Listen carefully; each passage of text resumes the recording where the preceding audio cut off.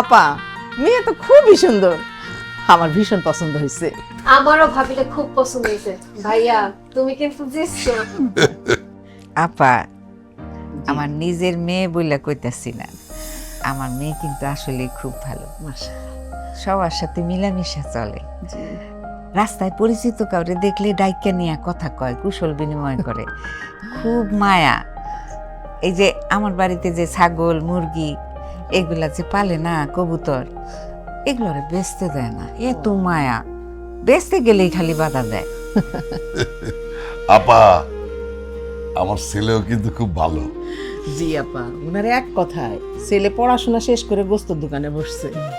আর যেইটা বলি আমার ছেলে না সেইটাই শোনে। ছেলে কিন্তু আমার লাখে একটা আপা। হ্যাঁ, আমারে মা কইছে যে পাবেল খুব ভালো ছেলে।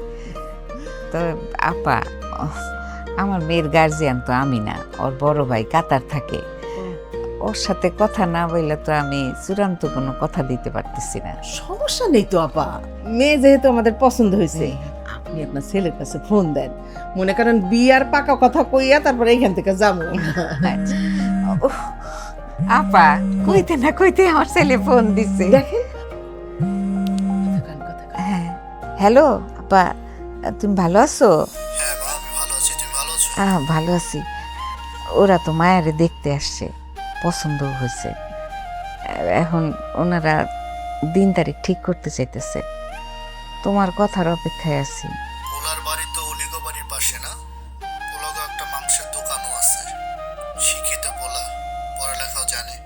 আমার বোনটা ভালোই থাকবে। আমি তাহলে কথা আগে বাড়াই। ঠিক আছে মা। আর মা, দেখো জুন মাসে বিয়েটা ঠিক করা যায় কিনা, তাহলে আমি জুনে দেশে আসবো। ঠিক আছে মা, কথা বলো। আচ্ছা আচ্ছা, ঠিক আছে, রাখি তাইলে। আর কি হয় আমাকে জানাও। কি কইছে কি কইছে আপা? ছেলে রাজি হয়েছে, আলহামদুলিল্লাহ। আলহামদুলিল্লাহ। তো জুন মাসের পয়লা জুম্মাবারে বিয়ার তারিখ ঠিক করতে কইছে। ছেলে মেয়ে যেহেতু রাজি, আমাদের কোনো আপত্তি নাই।